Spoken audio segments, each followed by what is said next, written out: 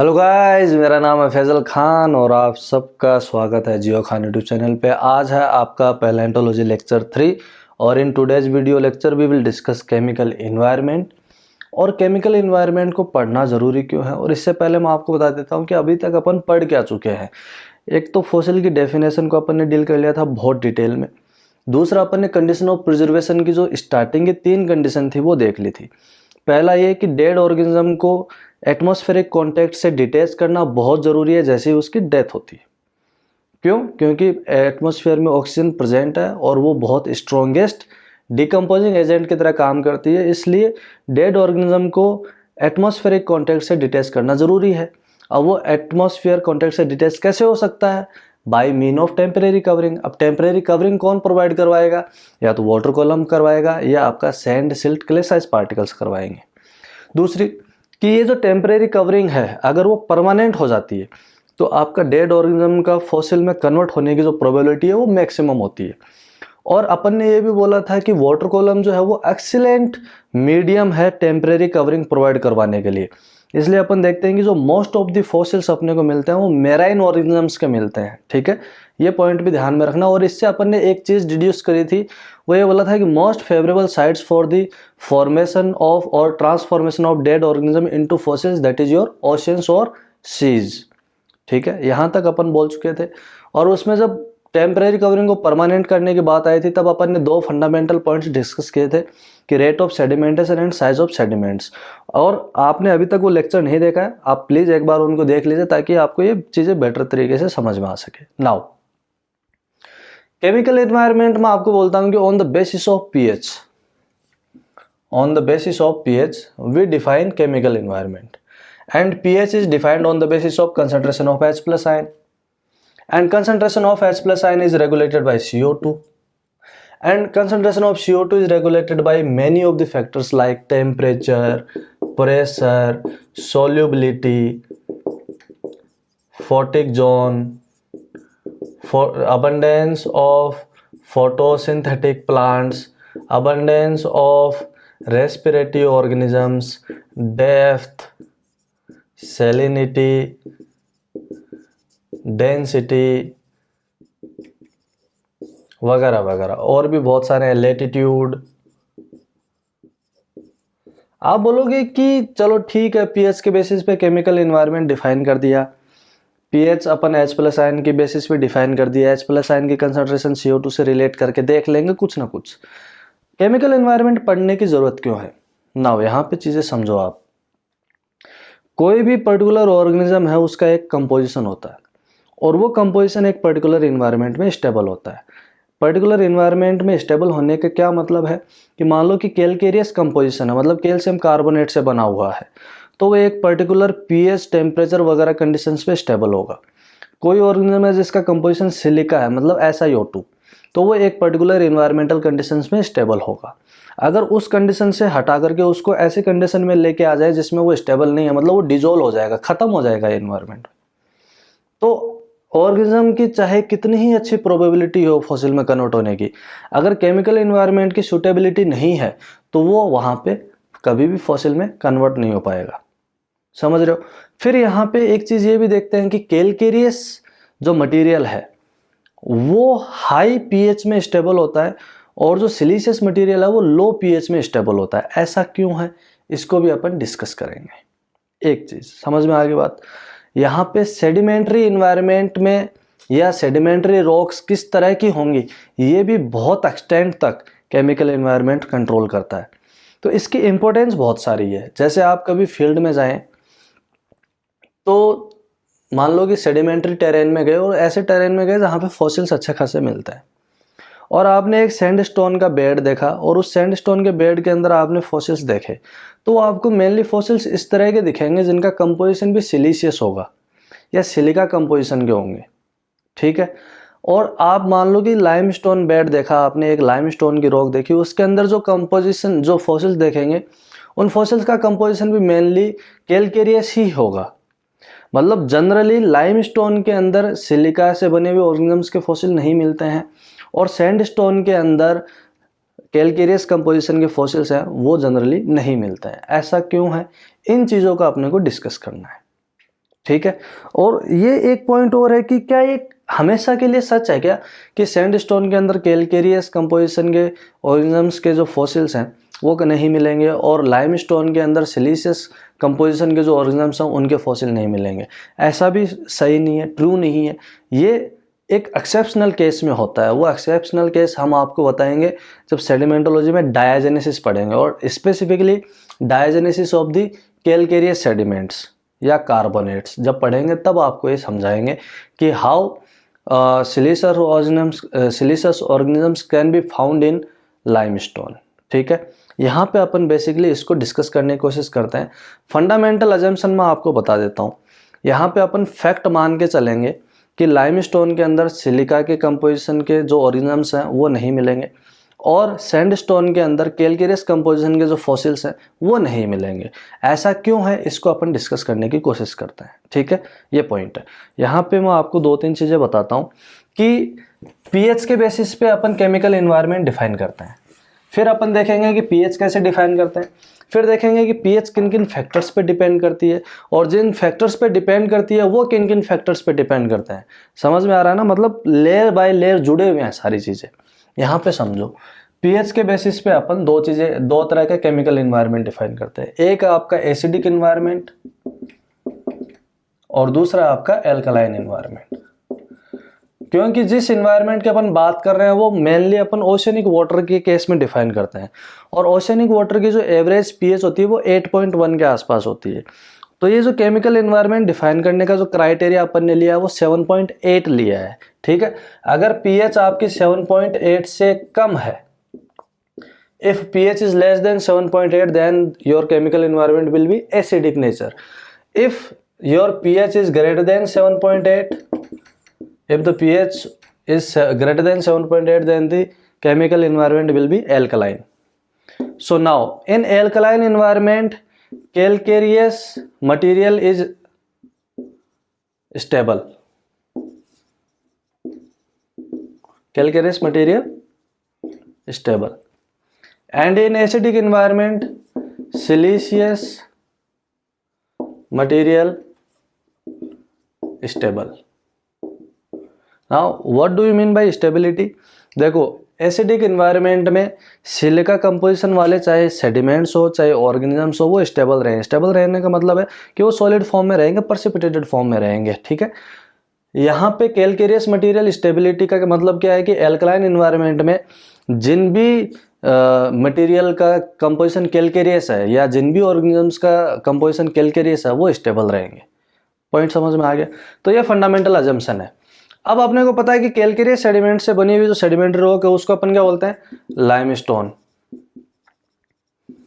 और sand size particle से बनी हुई रॉक को अपन सैंडस्टोन बोलते हैं। और सैंडस्टोन की फ्रेमवर्क मिनरोलॉजी जब देखते हैं तो उसमें करीब करीब 95% या 90% आपको सिलिशियस कंपोजिशन के पार्ट से मिलते हैं। ठीक है, जैसे हर सैंडस्टोन के अंदर करीब करीब 60 से 70% के आसपास क्वार्ट्ज होता ही है। ठीक है, तो अपन ये बोल सकते हैं कि सिलिशियस मटेरियल से बना हुआ जो रॉक है, सेडिमेंट्री रॉक है, वो आपकी कौन है? सैंडस्टोन। नाउ अब इस सैंडस्टोन के अंदर, ये सैंडस्टोन किस तरह के एनवायरनमेंट में स्टेबल होगा? एसिडिक एनवायरनमेंट में। और ये लाइमस्टोन किस तरह के एनवायरनमेंट में स्टेबल होगा? एल्कलाइन एनवायरनमेंट में। आपने अफर्वेंसेस टेस्ट भी किया होगा, कभी फील्ड में गए हो तब, जब लाइमस्टोन को और डोलोस्टोन को एक दूसरे से डिस्टिंग्विश करना होता है तो अपन क्या करते हैं? हाइड्रोक्लोरिक एसिड की कुछ ड्रॉप्स उसके सरफेस पे डालते हैं। अगर अफर्वेसेंस बनते हैं, ठीक है, तो अपन बोलते हैं कि ये लाइमस्टोन है या कैल्साइट है। ऐसा क्यों होता है? क्योंकि वो जो कैलकेरियस मटेरियल है वो उस एसिड की प्रेजेंस में अनस्टेबल हो जाता है और डिजोल्व हो जाता है, और डिजोल्व होगा तो क्या होगा? ठीक है, तो ऐसे क्या है कि एसिडिक एनवायरनमेंट में लाइमस्टोन अनस्टेबल है और एल्कलाइन एनवायरनमेंट में सैंडस्टोन अनस्टेबल है।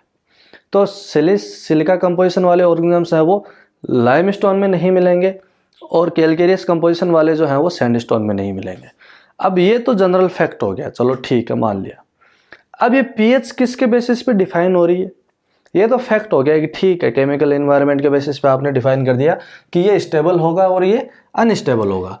अब ये पीएच किस बेसिस पे डिफाइन किया आपने? क्या ग्राउंड है पीएच को डिफाइन करने का? अपन पीएच डिफाइन करते हैं on the basis of concentration of H+ ion. अब आप बोलोगे कैसे, तो यहाँ पे अपने पास में जो फॉर्मूला होता है पीएच डिफाइन करने का वो क्या होता है, माइनस लॉग 10H प्लस।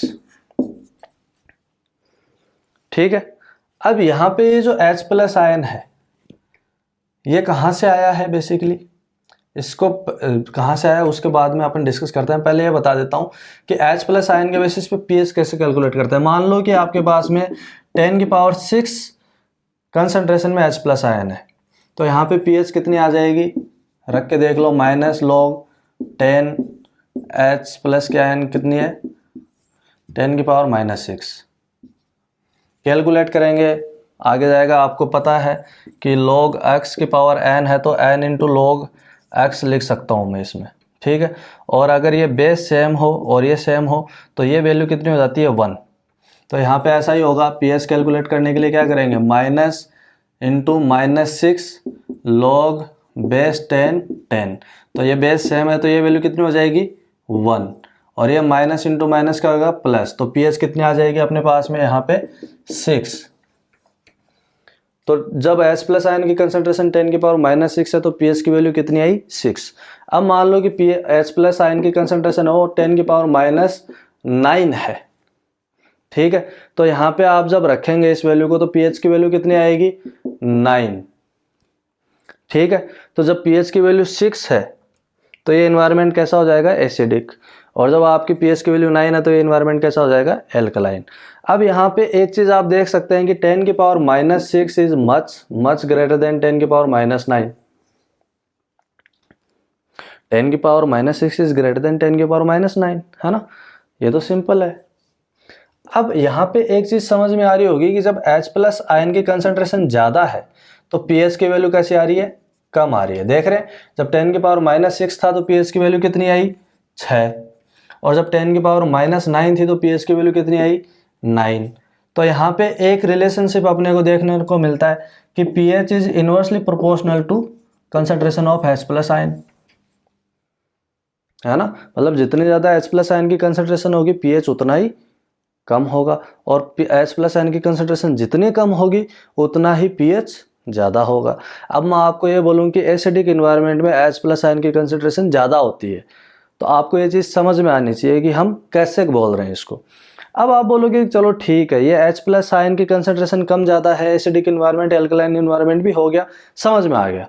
अब ये H प्लस आयन इतना इंपॉर्टेंट क्यों है, क्योंकि chemical reactivity of water is determined by H plus ion. कोई भी वाटर है वो केमिकली कितना रिएक्टिव है ये कौन डिटरमाइन करेगा, H प्लस आयन।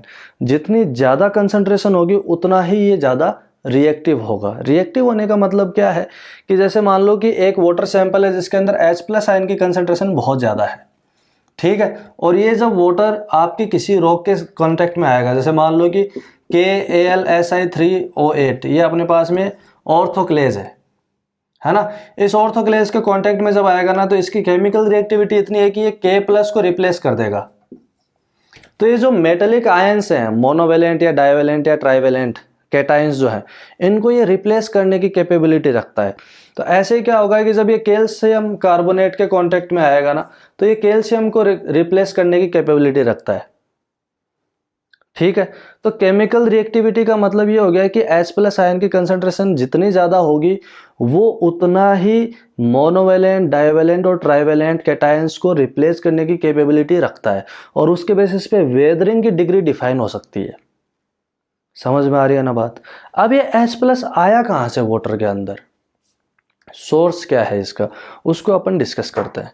कि चलो ठीक है, H प्लस आयन के बेसिस पे पीएच डिफाइन कर दिया, relationship between the H plus ion and pH is inversely proportional to each other, and H plus ion is determining the chemical reactivity of the water. On that ground we can say that how water is capable to replace the monovalent, divalent and trivalent ions. अभी H plus ion आया कहाँ से water के अंदर, ये तो fundamental question बनता ही है। ठीक है, अब ये H प्लस आयन आया कहाँ से, इसको समझो। ये H2O प्लस CO2, वाटर के अंदर डिजोल्व गैसेज होती हैं, उसके अंदर CO2 भी होता है, ये मिलकर के बनाएगा H2CO3। ठीक है, जिसको अपन क्या बोलते हैं, कार्बोनिक एसिड। क्या बोलेंगे, कार्बोनिक एसिड।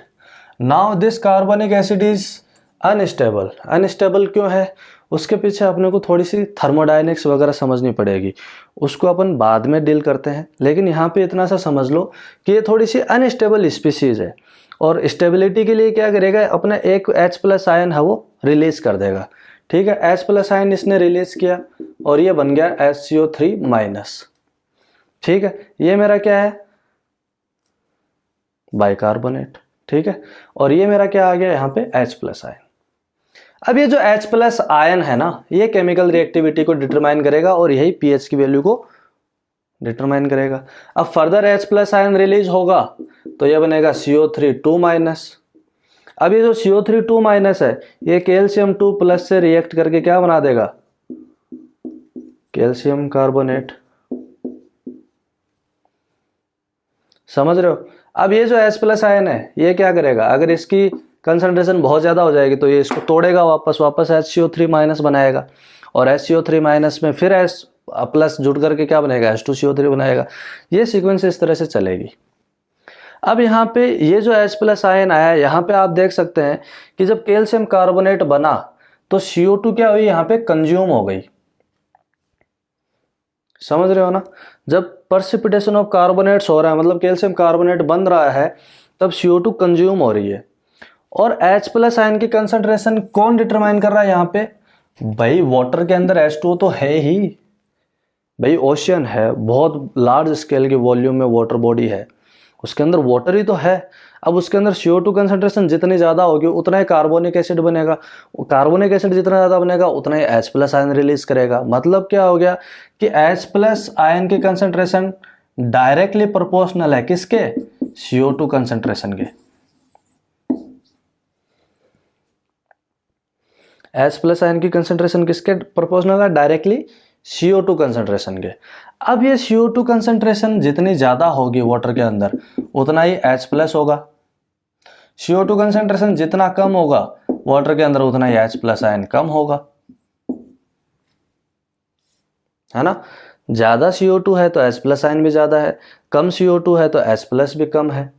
इसका मतलब क्या है कि जब CO2 बढ़ेगा तो pH घटेगा, और जब CO2 घटेगा तो pH बढ़ेगा।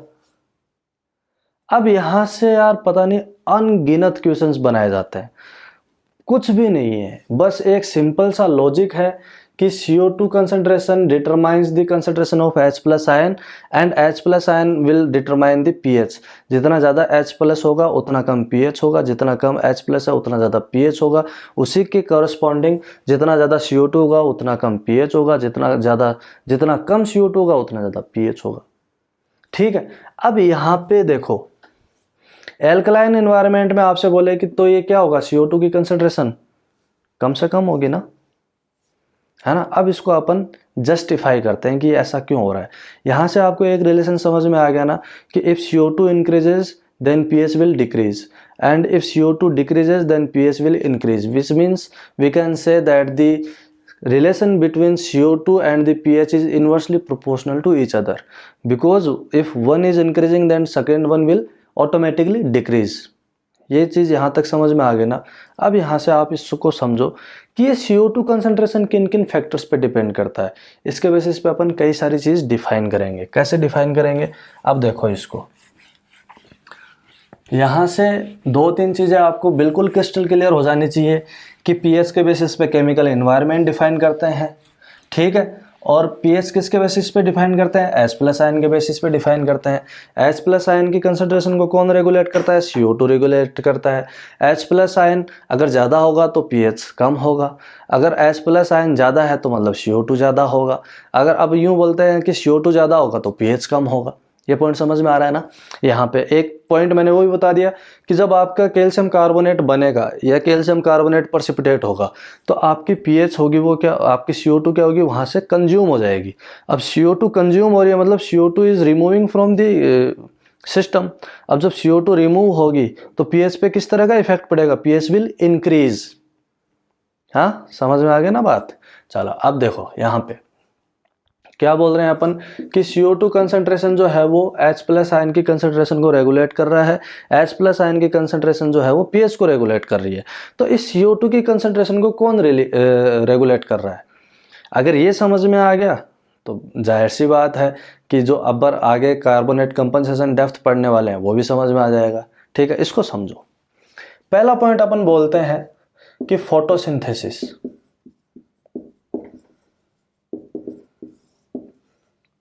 ठीक है, दूसरा पॉइंट अपन बोलते हैं फोटिक जोन। तीसरा पॉइंट बोलते हैं अपन टेम्परेचर। चौथा पॉइंट बोलते हैं अपन सैलिनिटी।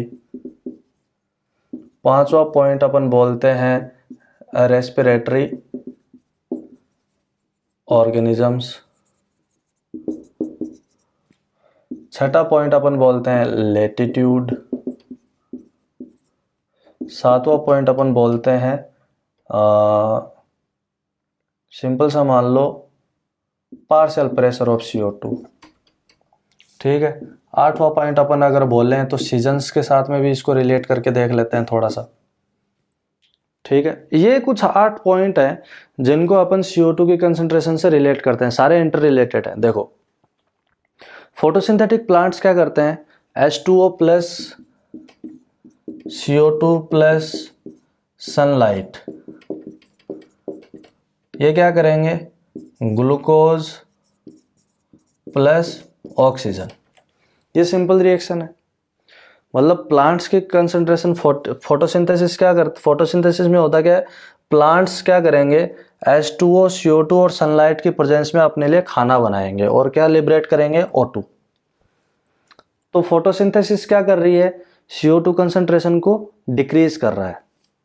ठीक है, अब मान लो कि फोटोसिंथेटिक प्लांट्स की अबंडेंस बहुत ज़्यादा है तो वो तो CO2 को कंज्यूम करता रहेगा ना, और लगातार एटमॉस्फेयर या इन्वायरमेंट की क्या करेगा, CO2 कंसंट्रेशन डिक्रीज करता चला जाएगा, उसी के कोरस्पॉन्डिंग pH की वैल्यू इंक्रीज होती चली जाएगी। मतलब कि जहाँ पे फोटोसिंथेटिक प्लांट्स की अबंडेंस ज़्यादा होगी वहाँ पे किस तरह का इन्वायरमेंट मिल सकता है अपने को, एल्कलाइन इन्वायरमेंट। यहाँ पे देखो दूसरा point temperature, sorry photic zone. अब फोटिक जोन क्या होता है कि मान लो कि ये नॉर्मल सरफेस ऑफ वाटर है, यहाँ पे अपना सूरज है, सूरज, सूर्य देवता जो भी है ना, यहाँ से इसकी सोलर रेडिएशन आ रही है बहुत सारी, है ना, और ये वाटर कॉलम का ये अपना ओशन फ्लोर है। मान लो कि सोलर रेडिएशन जो है वो इस डेप्थ तक पहुंच रही है,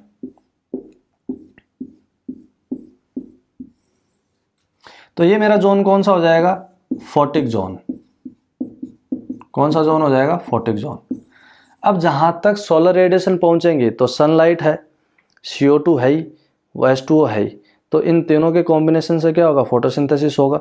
तो यहाँ पे फोटिक जोन के अंदर क्या होगी, फोटोसिंथेटिक प्लांट्स की अबंडेंस ज़्यादा होगी, और फोटोसिंथेटिक प्लांट्स की अबंडेंस ज़्यादा होगी, और फोटिक जोन है यहाँ पे, देखो फोटिक जोन है तो सोलर रेडिएशन पहुँचेंगी, सोलर रेडिएशन पहुँचेगी तो क्या होगी, एनर्जी बढ़ेगी, एनर्जी बढ़ेगी तो क्या होगा, टेम्परेचर बढ़ेगा। मतलब ये आपको पॉइंट हो सकता है कि पकड़ में नहीं आया, आप सिंपल सा देख लो कि सनलाइट आएगी तो टेम्परेचर बढ़ेगा। ठीक है, अब यहाँ पे ये एक ऐसा रीजन है जहाँ पे टेम्परेचर ज़्यादा है, फोटिक जोन है ना, फोटिक जोन है, और फोटोसिंथेटिक प्लांट्स की अबंडेंस है वो बहुत ज़्यादा है। तो ये कुल मिला के कैसा इन्वायरमेंट हो जाएगा, एल्कलाइन इन्वायरमेंट। ऑब्वियस सी बात है, क्यों, क्योंकि फोटोसिंथेटिक प्लांट्स की अबंडेंस ज़्यादा होगी तो वो CO2 को कंज्यूम करते चले जाएंगे, CO2 को कंज्यूम करेंगे तो pH बढ़ती चली जाएगी, pH बढ़ेगी तो इन्वायरमेंट कैसा होता चला जाएगा, एल्कलाइन होता चला जाएगा। अब एल्कलाइन इन्वायरमेंट में कौन स्टेबल है, कैलकेरियस मटेरियल, या अपन बोले लाइमस्टोन, या अपन बोले कैल्साइट, या अपन बोले एरागोनाइट। यहाँ तो कोई दिक्कत नहीं है। फिर अपन टेम्परेचर की बात करते हैं, तो यहाँ पे देखो ये मेरी ओशन फ्लोर है ना, और ये मेरी सरफेस है, ओशन सरफेस वाटर है, और जैसे जैसे मैं डेप्थ की तरफ जाऊंगा तो फोटोसिंथेटिक प्लांट्स के अबंडेंस क्या होगी, कम होती चले जाएगी। यहाँ पे मैक्सिमम है, फिर यहाँ पे कम होगी, फिर और यहाँ पे कम होगी, फिर और कम होगी, और इवेंचुअली फोटोसिंथेटिक प्लांट्स की अबंडेंस जो है वो बहुत स्केयर हो जाएगी। क्यों? क्योंकि जैसे जैसे डेप्थ बढ़ेगी वैसे वैसे सोलर रेडिएशन की जो इंटेंसिटी है वो कम होती चली जाएगी, और एक ऐसा टाइम आएगा जहाँ पे किसी भी तरीके की सोलर रेडिएशन है वो पहुंच ही नहीं पाएगी। तो मतलब पूरा का पूरा डार्क रीजन हो जाएगा, कंप्लीट डार्कनेस, जिसको अपन क्या बोलते हैं, एफोटिक जोन। क्या बोलते हैं? एफोटिक जोन। मतलब सोलर रेडिएशन की प्रेजेंस है ही नहीं। अब सोलर रेडिएशन नहीं है तो फोटोसिंथेसिस नहीं होगा, फोटोसिंथेसिस नहीं होगा तो CO2 कंज्यूम नहीं होगा, CO2 कंज्यूम नहीं होगा तो pH बढ़ेगा, मतलब सॉरी pH घटेगा। तो जैसे जैसे आप सरफेस से नीचे की तरफ जाओगे तो pH की वैल्यू क्या होगी, घटती चली जाएगी। समझ में आ गई ना बात? तो जैसे जैसे आप टॉप सरफेस से ओशन फ्लोर के तरफ आओगे तो क्या होगा, टेम्परेचर डिक्रीज होता चला जाएगा, टेम्परेचर डिक्रीज होता चला जाएगा। इसका कारण क्या है? क्योंकि सनलाइट जो है वो बहुत डेप्थ तक पेनिट्रेट नहीं कर पाएगा, है ना। और जो मैक्सिमम इंटेंसिटी होती है सोलर रेडिएशन की वो किस डेप्थ तक होती है, 100 मीटर तक होती है, और जो नॉर्मल सनलाइट के पेनिट्रेशन डेप्थ रहती है वो 1000 मीटर तक रहता है। और जनरली ये देखा गया कि 1000 मीटर के बाद में कंप्लीट डार्कनेस होती है। ये पॉइंट समझ में आ गया? तो अब फोटोसिंथेटिक प्लांट्स की जब कंसंट्रेशन कम होगी तो CO2 कंज्यूम नहीं हो पाएगा, है ना। CO2 कंज्यूम नहीं हो पाएगा तो वो क्या करेगा, pH को घटाएगा। अब यहाँ पे एक चीज़ और समझो, यहाँ पे सैलिनिटी के पॉइंट को मैं बाद में बताऊंगा।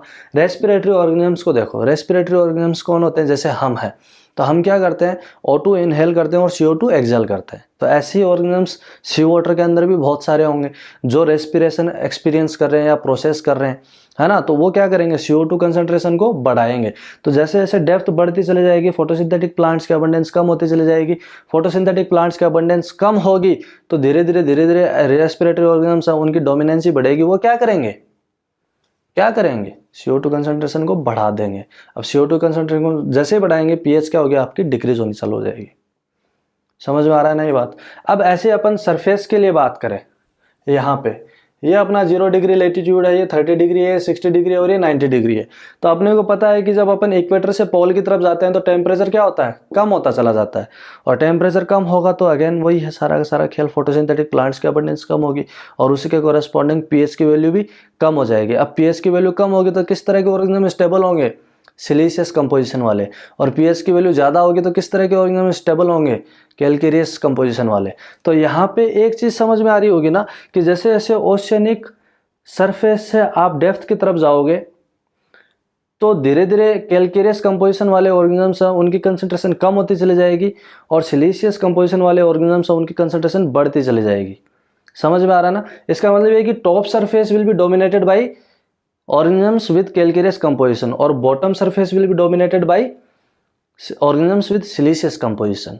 यहाँ से कंसेप्ट आता है कंपनसेशन डेप्थ का। कंपनसेशन डेप्थ किसकी बोल रहे हैं, कार्बोनेट की, कैल्शियम कार्बोनेट की, एरागोनाइट कंपनसेशन डेप्थ की, लाइसोक्लाइन भी अपन डिफाइन करते हैं। ये सारी चीज़ें अपन अभी समझने की कोशिश करते हैं, ठीक है लाडले। चलिए बात करते हैं इसमें थोड़ा सा धीरे धीरे और थोड़ा प्रोसीड करते हैं और अपन डिफाइन करने की कोशिश करते हैं। ये partial pressure of CO2, latitude तो मैंने बता दिया, ये बाकी चीज़ें मैं आपको बताऊंगा जब अपन ओशियोनोग्राफी में, अभी लेक्चर 18 तक आ गया है ना। लेक्चर 19, 20 जो आएगा उसमें अप वेलिंग डाउन वेलिंग पढ़ेंगे और उसमें देखेंगे कि partial pressure of O2, CO2 वगैरह किस तरह से अपन डिफाइन करते हैं और किस तरह से वो वेरी करता है with respect to upwelling and downwelling. I hope कि आपको यहाँ तक तो पॉइंट समझ में आ गया होगा, ठीक है। अब देखो कैल्शियम कार्बोनेट कंपनसेशन डेप्थ की बात करते हैं या कार्बोनेट कंपनसेशन डेप्थ की बात करते हैं। कार्बोनेट कंपनसेशन डेप्थ ये है क्या, इसको अपन CCD भी बोलते हैं, CCD भी बोलते हैं। अब यहाँ पे आपने देख लिया कि ये मेरी नॉर्मल सरफेस वाटर है, मतलब थोड़ी सी जिगजैग बना देते हैं क्योंकि प्लेनर नहीं होती है। यहाँ पे ये मेरी ओशियनिक बॉटम है, यहाँ पे अप टू 100 मीटर तक क्या होगा, फोटिक जोन होगा। कौन होगा, फोटिक जोन। अब फोटिक जोन होगा तो उसकी वजह से होगा क्या, फोटोसिंथेटिक प्लांट्स की अबंडेंस भी ज़्यादा होगी। फोटोसिंथेटिक प्लांट्स की अबंडेंस ज़्यादा होगी तो क्या होगा, वहाँ पे pH की वैल्यू ज़्यादा होगी। क्यों, क्योंकि वहाँ पे CO2 कम होगा और CO2 कम होगा तो pH की वैल्यू ज़्यादा होगी तो इन्वायरमेंट कैसा हो जाएगा, एल्कलाइन इन्वायरमेंट। Alkaline environment. और एल्कलाइन एनवायरनमेंट में अपने को पता है कौन स्टेबल है, लाइमस्टोन या कैल्साइट या एरेगनाइट। स्टेबिलिटी हो गई। अब जैसे जैसे डेप्थ बढ़ेगी वैसे वैसे क्या होगा, फोटोसिंथेटिक प्लांट्स की अबंडेंस कम होगी, फोटिक जोन की डेप्थ कम होती चली जाएगी, टेम्परेचर घटता चला जाएगा। उसकी वजह से होगा क्या, आपका पीएच है वो घटता चला जाएगा। पीएच क्यों घटेगा, क्योंकि धीरे धीरे रेस्पिरेटरी ऑर्गेनिजम्स की जो अबंडेंस है वो बढ़ती चली जाएगी।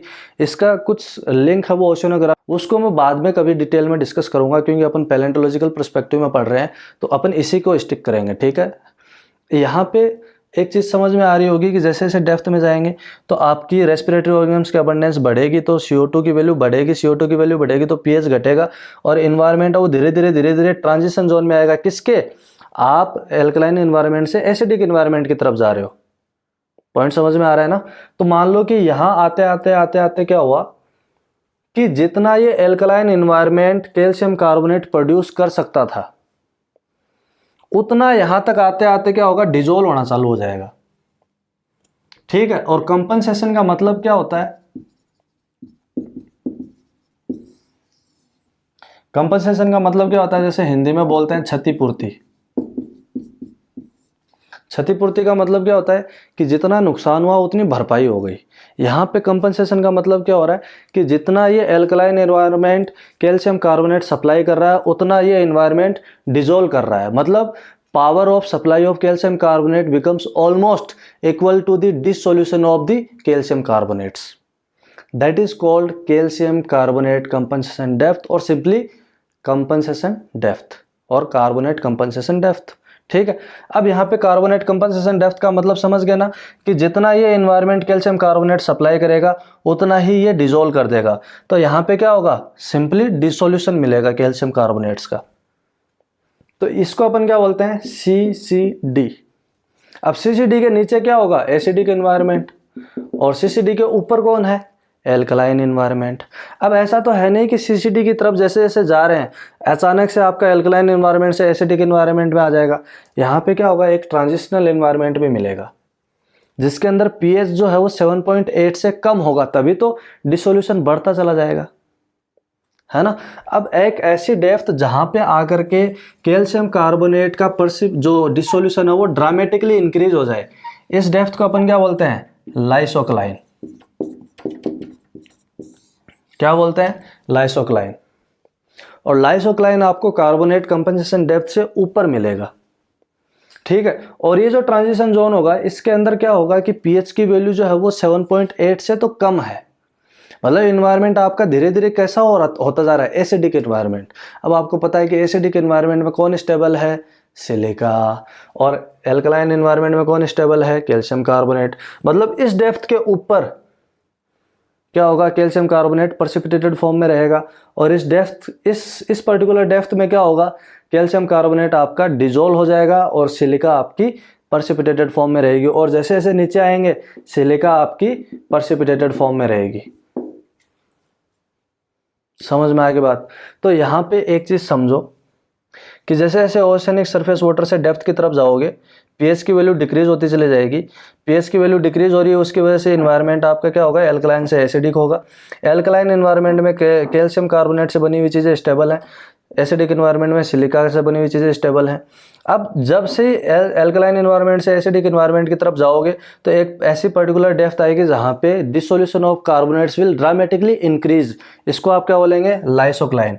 और बाद में एक ऐसी डेप्थ आएगी जहाँ पे supply of calcium carbonate will become almost equal to the dissolution of the calcium carbonate. तो इसको अपन क्या बोलते हैं, कार्बोनेट कंपनसेशन डेप्थ। और यहाँ पे जो एरागोनाइट कंपनसेशन डेप्थ होती है that is shallower than the carbonate compensation depth या calcium carbonate compensation depth. I hope कि ये पॉइंट समझ में आ गया होगा।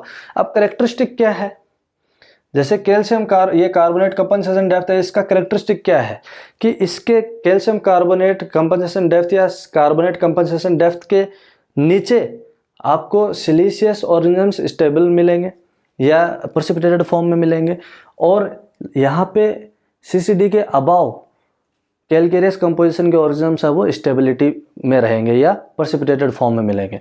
जैसे मैं एक एग्जांपल बताता हूँ आपको, फोरामिनीफेरा जो है ये आपका कैल्कियस कंपोजिशन का है, तो ये अबव सीसीडी क्या रहेगा, स्टेबल रहेगा। फिर दूसरा अपन बोलते हैं रेडियल एरिया। ये आपका कैसा है, सिलिका से बना हुआ प्राइमरली। तो ये किस तरह के एनवायरनमेंट में रहेगा, एसिडिक एनवायरनमेंट में, मतलब बिलो सीसीडी। ये क्वेश्चन गेट के एग्जाम में भी पूछा गया था, ये क्वेश्चन गेट के एग्जाम में भी पूछा गया था। आई थिंक थोड़ा पुराना पेपर है लेकिन पूछा गया था। ठीक है, आई होप कि आपको ये पॉइंट समझ में आ गया है कि लाइसोक्लाइन क्या है, कार्बोनेट कंपनसेशन डेप्थ क्या है, कार्बोनेट कंपनसेशन डेप्थ का कैरेक्टरिस्टिक्स क्या है और इसकी डेफिनेशन क्या है। डेफिनेशन तो क्या हो जाएगी, ए depth upon which the supply of calcium carbonate become almost equal to the dissolution of carbonates. Lysocline क्या है, a depth where the dissolution of carbonates increased dramatically, and lysocline will be shallower than the CCD. Aragonite composition depth will also shallower than the CCD. Now the depth of CCD is subject to variation, ocean to ocean और location to location ये very करती है। क्यों, क्योंकि CCD जो है वो बहुत सारे फैक्टर्स पे डिपेंड कर रही है, टेम्परेचर, प्रेशर, फोटोसिंथेटिक प्लांट्स के अबंडेंस, फोटिक जोन की डेप्थ, आपका ये रेस्पिरेटरी ऑर्गेनिजम्स के अबंडेंस है ना, अप वेलिंग, डाउन वेलिंग, इन सब के ऊपर ये डिपेंड कर रही है। अब जैसे आप देख सकते हो कि इक्वेटोरियल रीजन जो होगा, इक्वेटोरियल जो रीजन है वहाँ पे सोलर रेडिएशन ज़्यादा इंटेंसिटी से है, तो वहाँ पे कार्बोनेट कंपनसेशन डेप्थ की जो डेप्थ होगी वो ज़्यादा होगी, है ना। और आप पोलर रीजन की तरफ जाते जाएंगे तो आपकी सीसीडी की डेप्थ वो कम होती चली जाएगी। क्यों, क्योंकि वहाँ पे टेम्परेचर कम है, टेम्परेचर कम होने की वजह से क्या होगा, बहुत डेप्थ तक आपको प्लांट्स की अबंडेंस नहीं मिलेगी, तो उसकी वजह से सीसीडी जो है वो शेलोवर हो जाएगी, है ना। तो जैसे आप बात करते हैं पोलर रीजन्स में, तो सीसीडी की डेप्थ जो है वो 300 to 400 मीटर तक होती है, लेकिन इक्वेटोरियल रीजन में जब देखेंगे तो ये 4000 to 5000 भी हो जाती है, मीटर की बात कर रहे हैं। ठीक है, तो ये सारा खेल चलता है। आई होप कि ये केमिकल इन्वायरमेंट का फंडा आपको समझ में आ गया है। सो ये सारे के सारे आपकी क्विज के क्वेश्चन है। पहला क्वेश्चन है what is CCD, what is CCD. दूसरा क्वेश्चन पूछ रहा है व्हाट इज लाइसोक्लाइन। तीसरा क्वेश्चन पूछ रहा है which one will shallower. ACD stands for aragonite compensation depth and CCD stands for carbonate, calcium carbonate compensation depth. Then question for H plus is 10 की power -9, 10 power -3, 10 power -4. Then calculate the pH for all the cases. Then CCD depends upon many factors. Name any 4. Then how CO2 controls the pH value. Then how H plus and CO2 concentration related with pH. Then how CCD can fluctuate. ऐसे क्या क्या factors आप change कर सकते हैं जिसकी वजह से सीसीडी जो है वो फ्लक्चुएट कर सकती है। Then how you suppose to determine chemical reactivity of water and how it can be increased. तो ये कुछ क्विज के क्वेश्चंस हैं जिनको आप सॉल्व करिए। And thank you so much for watching this video lecture. All the very best for your examinations.